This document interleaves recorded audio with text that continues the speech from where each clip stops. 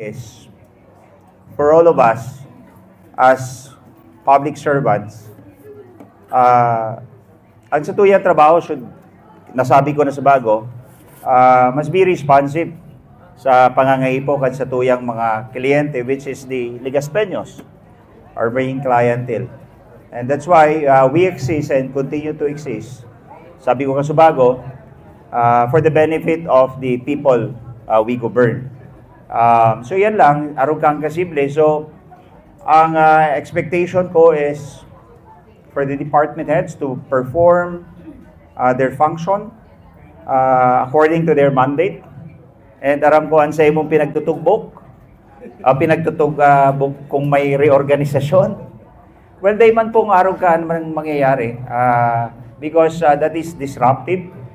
But if we see that they are not in accordance with the performance of their duty, then we will act on it immediately. So, sa mga department heads po na yaon digdingon yan, ang satuyang lang po ay serbisyo publiko na naayon sa satuyang mandato.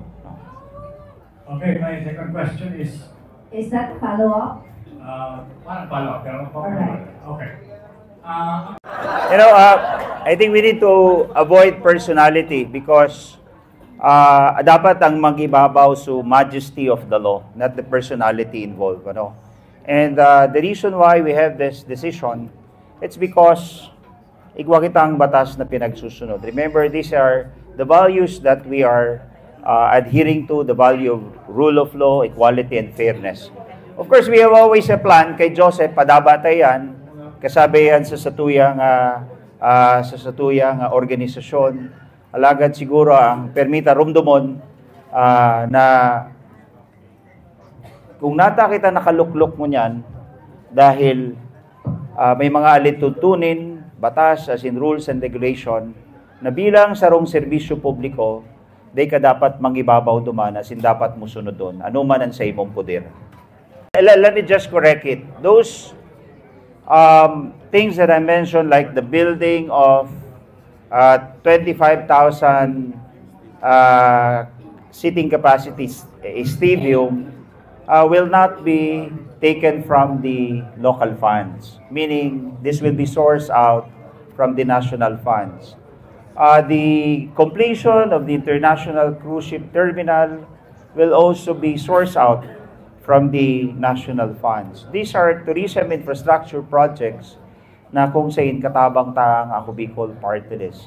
At the same way, to equip our Legazpi City hospitals with the necessary medical equipments and itong mga bulong na pangangahibokan sa tuyang mga indigent patient, igwa na tabing ida-download na minimum of 50 million pesos pasisiring sa Legazpi City Hospital hali duman sa national government dahil ini kahagadanta as in tulus-tulus pinag-grant manini kan Department of Health.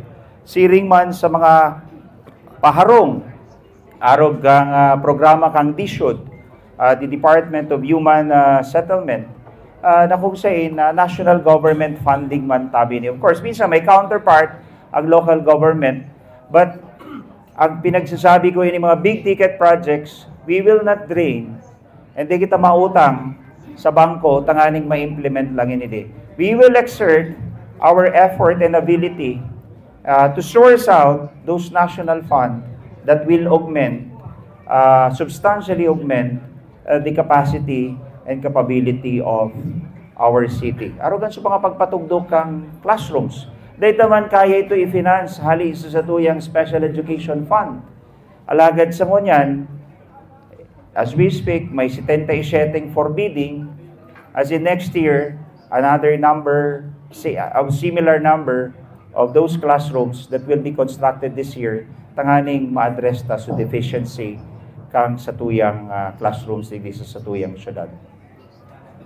Thank you so much. Here, we will focus on this two investment on human capital, that is health and education. And siguro nadawog na nindo, nilatag ko na saro-saro sa mga programa, although baho kompleto alagad, really focus on health and education. But without prejudice, duman sa mga equally important na sektor kan sa tuyan sila, agrikultura, parasira, sektor kang mga seniors, gabustabi sa tuyang pagsiserbihan. Alagad sa ngunyan, igwa kitang programa na existido, as in padagustang ipupush, kasi yaw na, funded na eh. So yaw na tabi yan. First, the housing for the poor. Yawan dyan, so padagos na pagpromoter sa turismo sa satuyang syudad.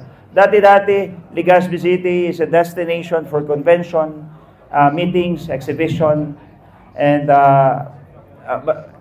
exhibition. But sa nagkapirang taon, siguro madalang na ang mga conventions sa tuyang lugar. We need to promote, again, our city as a destination for these activities because, it generates economic activity and provide income to our local businessmen. It also generates employment. When you speak of tourism is one of an engine of economic growth na kung saan sustainable, they kay po magparagastos ang lokal na gobyerno tangani magkrear kidakol na trabaho. It is pagdakol ang turista na nag-aabot sa tamang promosyon ang satuyang mga local businessman padagos ang sa indang aktibidad sa pagkaag-inegosyo sa pagiging hotels, restaurants, even the development of tourist destination, and this generates income and employment sa satuyang mga kababayan dito sa syudad kan Legazpi. City Urban Drainage Program ta and how to maintain and as well as to improve our capability when it comes to preventing flooding. And inipipirmahan ko within the day kung kaya pirmahan pag naripasok ko na itong executive order na ito. Kasi ikakaag komanduman kung isa ang mamamayo duman sa task force na ito. But one thing is, we need to provide more infrastructure that prevents flooding and protects the lives and the property of the Legazpeños. Ang Legazpi talaga, especially itong sa mga barangay na kumbaga nasa gilid kang salog, aron kang barangay 18, sa barangay ni Cap Biabisham, na lubog, Gibara, Puting Daga, 19, Dinagaan, 21, 22. Kadakol, nagiging catch basin because warang nag-impound kang tubig as in diretso pasisiring duman sa mga residensya. So aside from, itong mga tributaries na kaipuhan, i-clear ta, as in mabawasan sa pagtapok ang mga basura dahil ito ang nagkakos man minsan kipagbabaha. We have a plan to put up an area wherein it will impound the water. Itong hali duman sa taisa na instansa na minabulos pasisiring dili sa Satuya sa syudad kan Legazpi, may ma-impound mo na ito as in ililuwas ito padiit o bien pwede gamiton sa irigasyon o i-recycle for household use. So these are the long-term plan na nahihiling ta dyan as in sa paagi kang nagkakanigong pag-aadal, pwede iyan magibuta dito sa Satuyang syudad. Okay, thank you.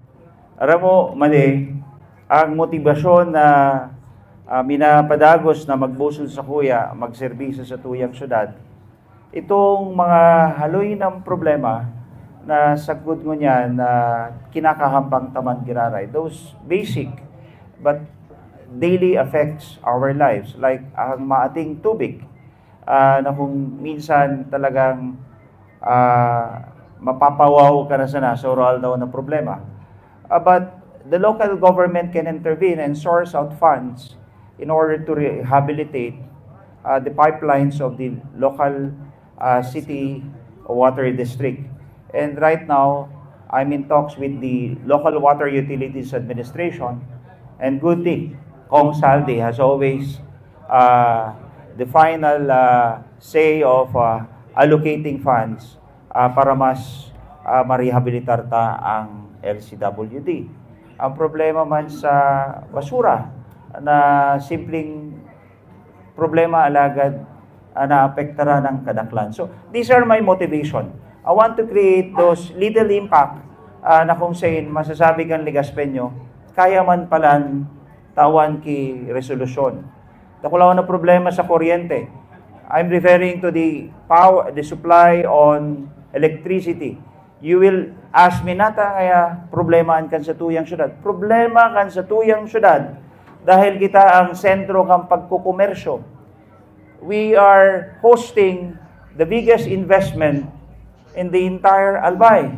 And therefore, if our supply of electricity is not reliable, and then we cannot invite more investors in our city. And that's why siguro kung isa man ang mangingenot na mag-spearhead, na magkaigwa ki reliable, as in baratong supply, ki kuryente, it is the city government of Legazpi. And we're doing it right now through ako Bicol Party List na ako executive director. I was able to convince Kong Saldi to put the initial fund, and he has this commitment not only to the city government but of course to Kong Joey Salceda being this second district congressman na sabi tatapuson niya as in padagos diyang kakagan ang full rehabilitation fund requirement kang Aleco tanganing pagabot kang oras data na ini ma-experience siyang puro palsok hababang voltahe as in halangkawon na pagsisingil sa kuryente. Thank you, Mayor. One follow-up, sir.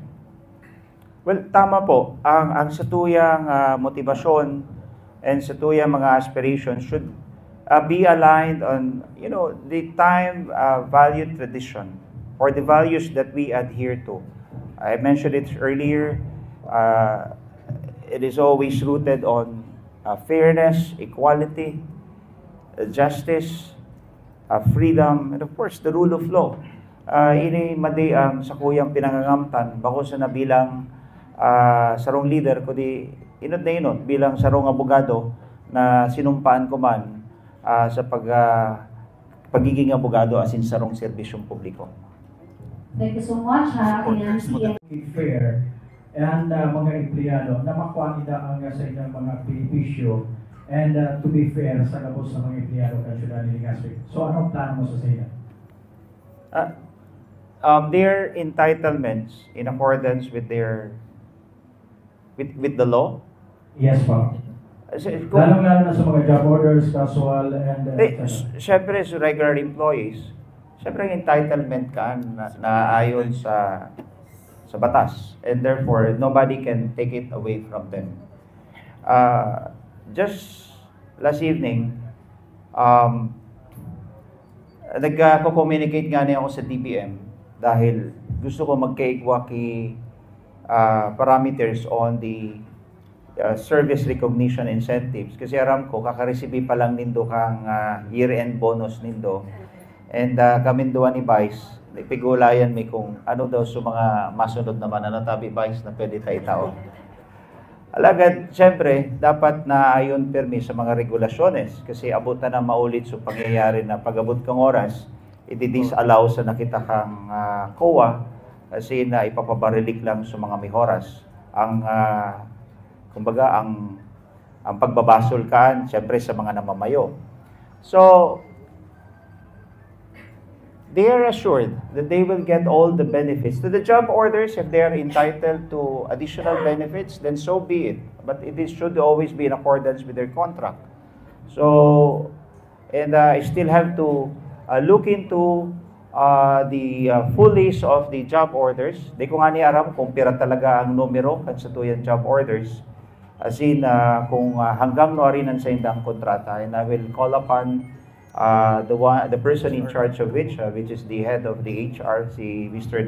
Darlito Perez. And that is one of my order that has to be signed today for him to comply within 2 days the submission of the full list of the job orders sa insinda na assign, ang sa indang function, ang sa indang trabaho. Tanganing, ma-determinar na talaga kung nakikinabang ang syudadano sa pinagsisweldo sa indang. Having said that,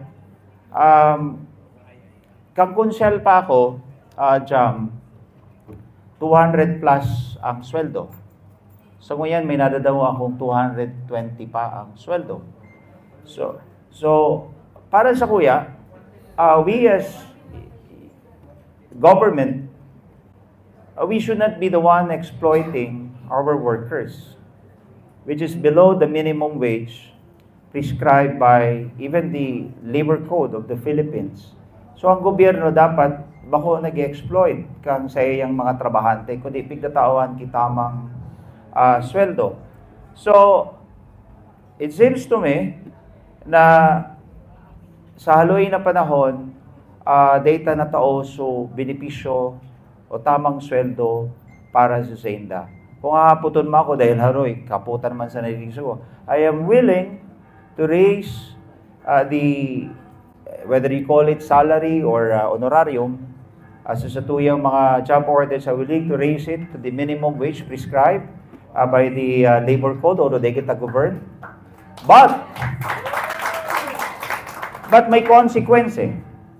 Kasi if you raise it to the minimum wage, then you have to trim it down. So, siguro, ihilingon ta, so nagpa-function, kitama. So, nakakapag-survey sa sayindang task or obligation na tinawakang sa tuyang city government. So, iyan tabi, dumanan sa tuyang direction. Nahiyapan ko lang ini tabi, Mayor, kasi for 2 years now, grabe ang follow-up sa muya iba, lalong-lalo na sa mga health workers until now, COVID time, 2 years now. So, hey, ang inda, dahil pa po hindi na-receive until now. So, sana sa leadership mo, ma-realize na rin. And the second concern po, Mayor, ngunyan po, Mayor, sa leadership mo po, pwede mo po maraman at least pirang pangaran na pwede mong ilaog sa kabinete mo o sa imong liderato. At least pirang. Pwede mo po na mas pirang. Okay lang. Aram mo, limitado man sana ang sa mga co-terminos, those holding trust and confidence position ang pwede tayo around 8 tabi, ano? And right now, we have the presence of Attorney De Leos, the incoming city legal officer. Paragpakan na tabi siya. Of course, I want to avoid surprises. I-announce ko na yaon manig siguro si Lito Martinez, ang dating kapitan kang San Roque. Yaon si Tin Santua, ang dating man na empleyado digdi kang syudad kang Legazpi, si Tin. Yaon si Mrs. Lucila na magiging part-man kang Mayor's Office, Mrs. Jaja Lucila.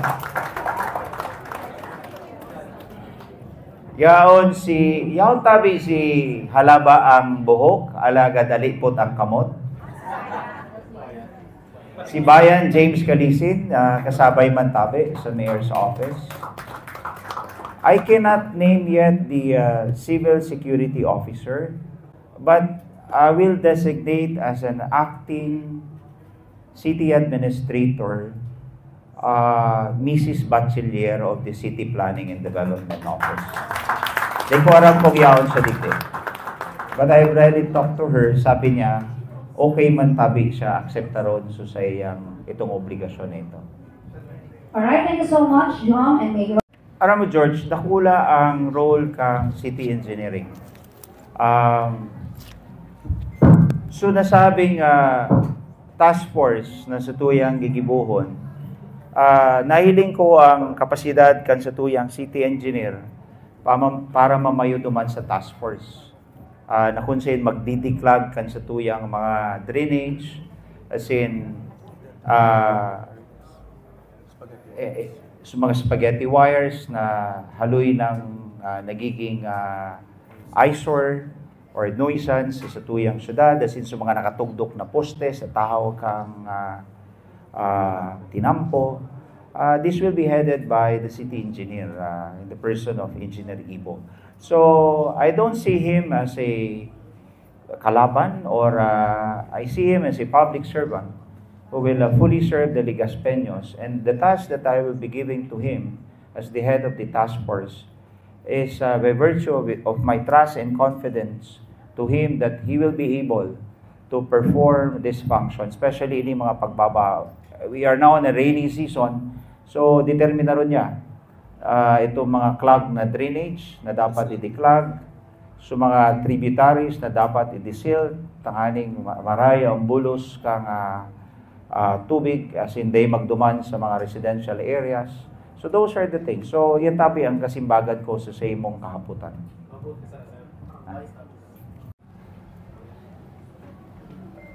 Sabi ko, nag-alad kita kay duwang taon may kabanga para sa pag-obserbar kay sarong legal na proseso na pinagmamaot ko gabos respetuhon kang kagabsan. And I submitted myself, including you, supporters, and I was of the understanding na pati iso sa ibong nakampo, dahil sila, di ba, narodoman ko, nagrarally sila digdi sa ampangan kan City Hall, kasi pinagsusuriyaw ninda ang pagsukuro kang Korte Suprema na konseneyo ang the court of last resort. And sa kuyang pagkaintindi, siguro ito man sa indang pangapudan na anuman ang desisyon kang Korte Suprema dahil duman pinaubaya ninda ang sa indang pagtubod na sinda makakakuha kay justisya, sa indama na utubon asin papaniwalaan ang anuman edisyon, whether for or against. And that's why I always say that we should be always for justice, even if it is for or against us. And we should always be for truth, no matter who is the one telling it. So, sa hiling ko ang katotohanan, sinabi ng ang Korte Suprema, paano tamad masabi na bias ito? Unanimous sa Commission on Election, unanimous sa COA findings. Again, unanimous again. So, Korte Suprema, kung ibabaliwalaon ta pa ito, disay na kita. Anarkiya na ang sa tuyang luwas. Wara na kita duman sa values na sa tuyang pinagpadagos na pinagpromoter, which is the rule of law, justice, and fair play. So, sabi ko na nga ni, paulit-ulit sinasabi ko.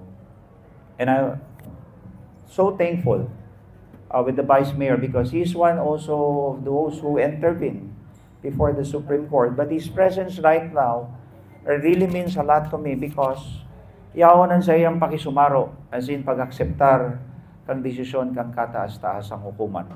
So sana naman, so nagkakapira pa na padagos, pinag-question, as in nagtataram ki taliwas, spreading falsehood and fake news in the social media, tunungan tanatabi.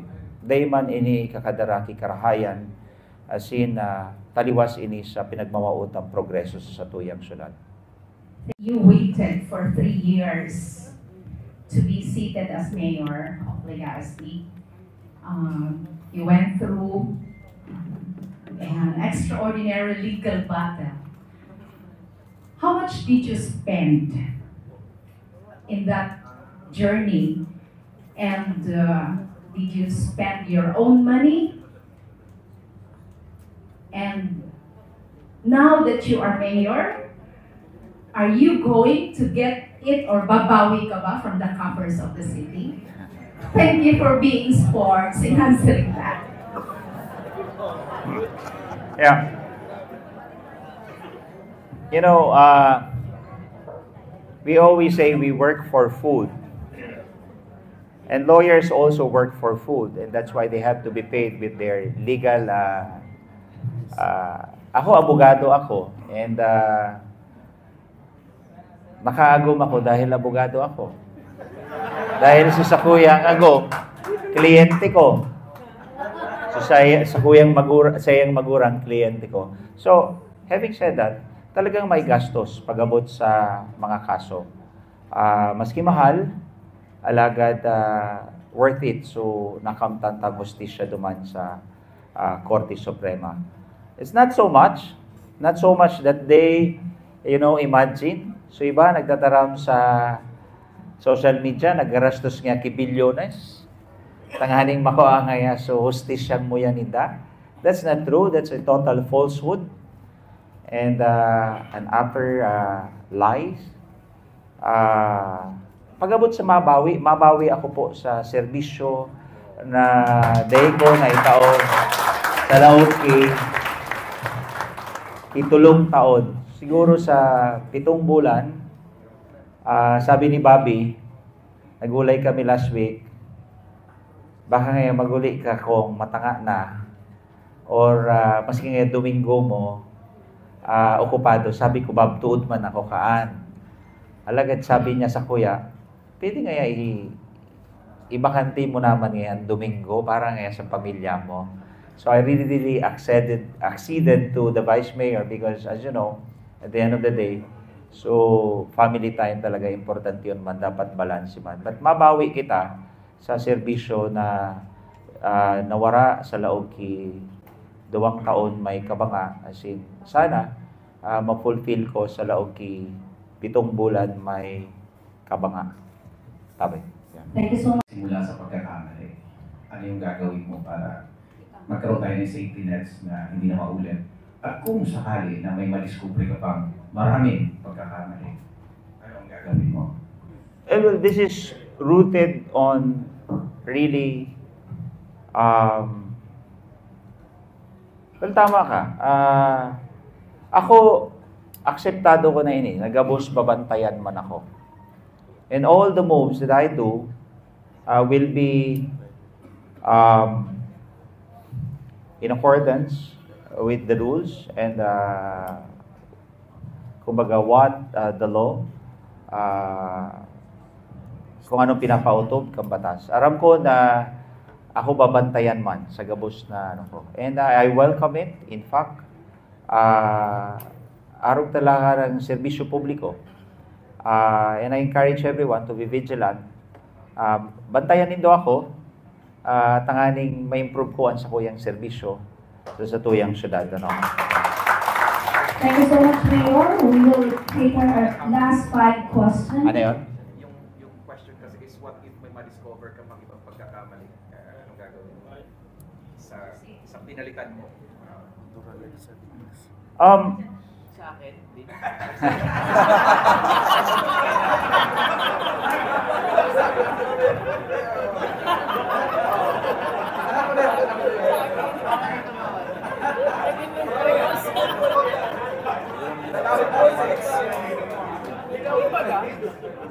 We only have 7 months, but really, ang COA will have a special audit is not allowed right now because of election season. But they will do a regular audit. Kasi abo ko man na paglaog ko dyan, baka ma-attribute pa sa kuya. Kung ano man ang igwa dyan. But the regional office of COA promised me to do a regular audit. Tanganing ma-separate sa mga previous transactions before, para magkaigwa clean slate. So, by then, matataramta, ano bang igwa dyan? Ano banda eh? So, yan lang ang professor sa kuya. Maski ni si Chair Cordoba of the Commission on Audit that will do a regular audit nganing clean slate kita gabos. Thank you so much, Mayor. Last question.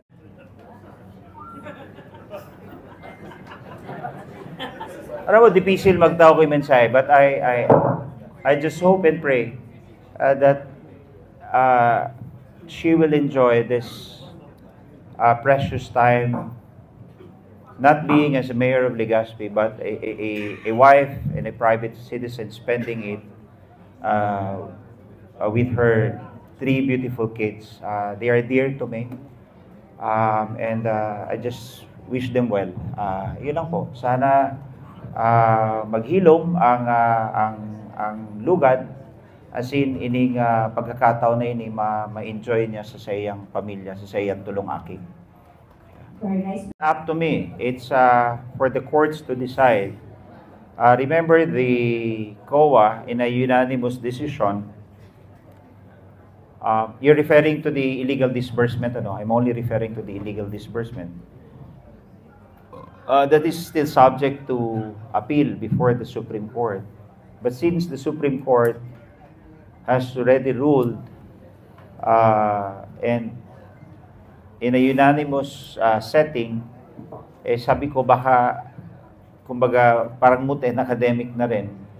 So, I don't know how they will cope with returning those 26 or 27 million pesos.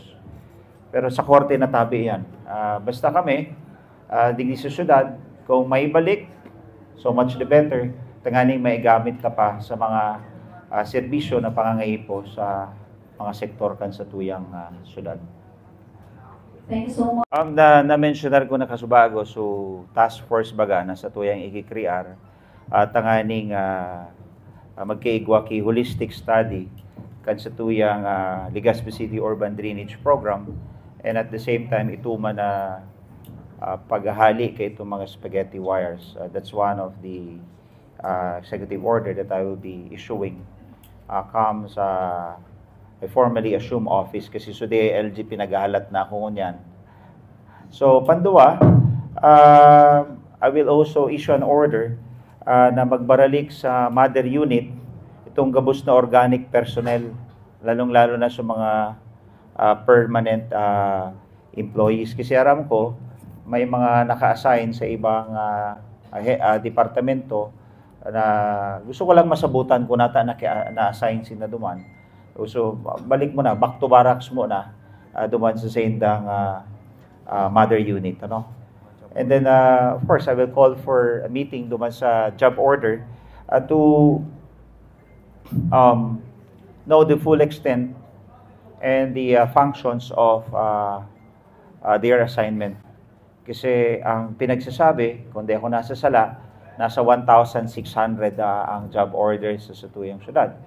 But I don't see it performing very well in those public places na gusto ko mahiling sila. Say if we have 1,600, if that is true, kasi aligado pa man sa nene, then in urban areas like the Albay and Legazpi City district, saan sila mga naka-assign duman? Kung sa barangay, naka-assign ba sila sa eskwelahan, sa barangay hall? Those things that I want to see. But of course, primarily, gusto ko mahapot sinda, kontentado ba sinda, duman sa pinagsisweldo ninda.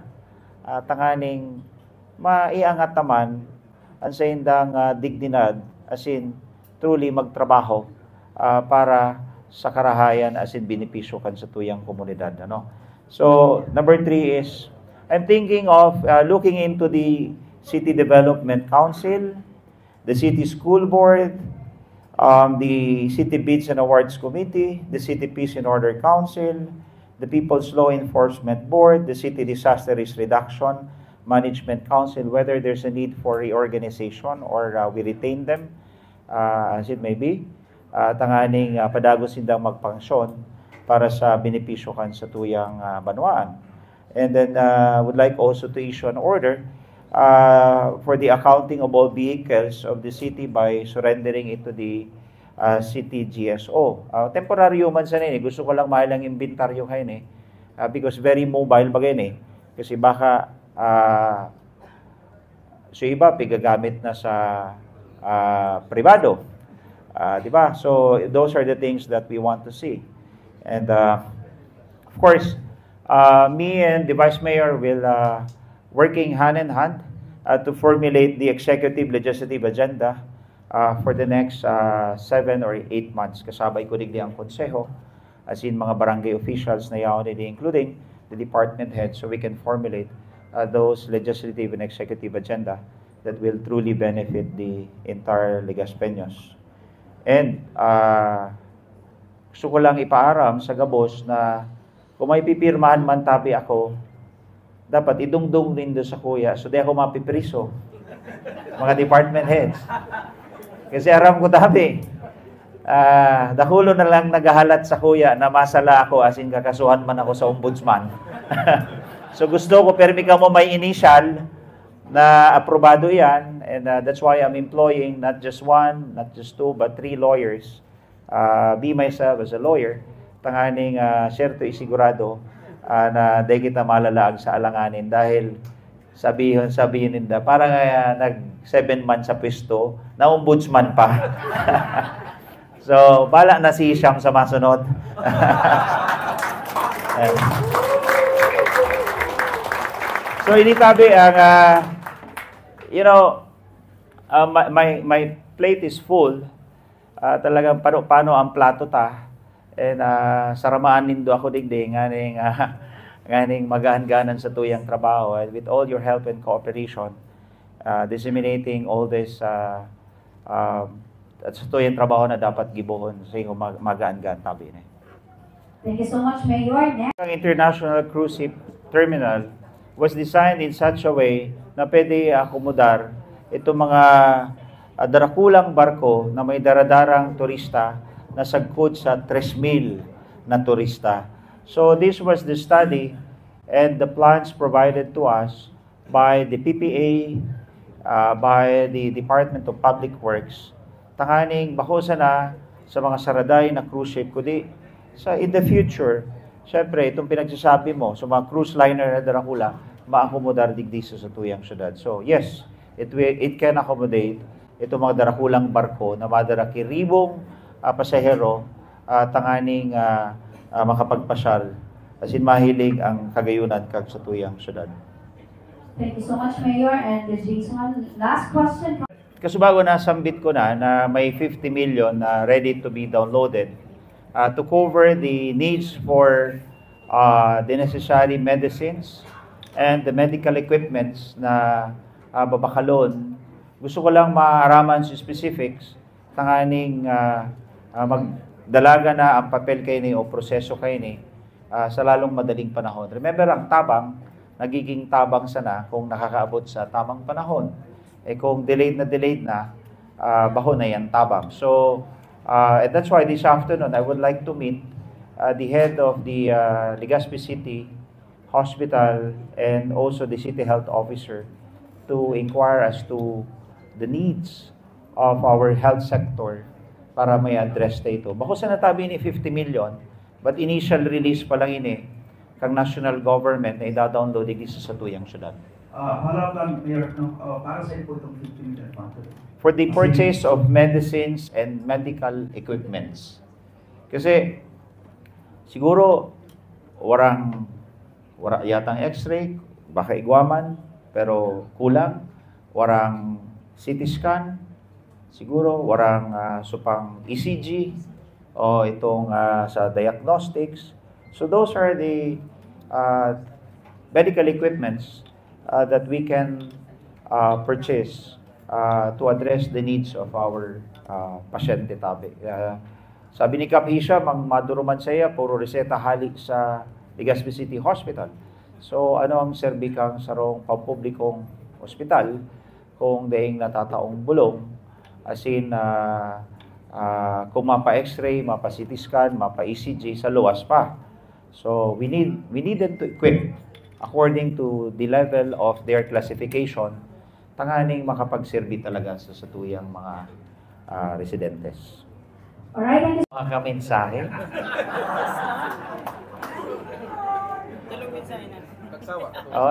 Salamat ha sa Induga Boss. Sarabayan lang tabi nindo ako sa pasunod na 7 months and I welcome criticism. I want you to scrutinize my 7 months of serbisyo tigdi sa tuyang syudad. And kung may mga komento ka mo, di mo na nito ipag-post, ipagi mo na nito sa kuya. Tanganing masolusyonan ta, ano?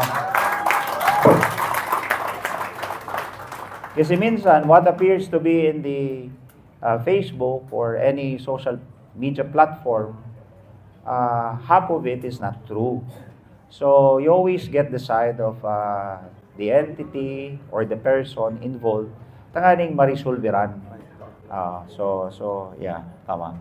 So, pipirmahan ko na tabi. Ngunyan at this juncture, let us witness Mayor Pilo as he signed his oath of office.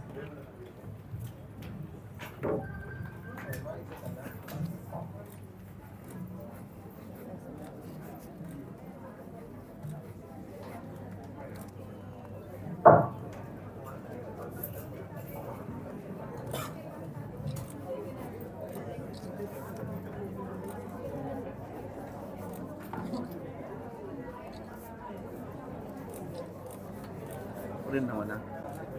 Ano yun?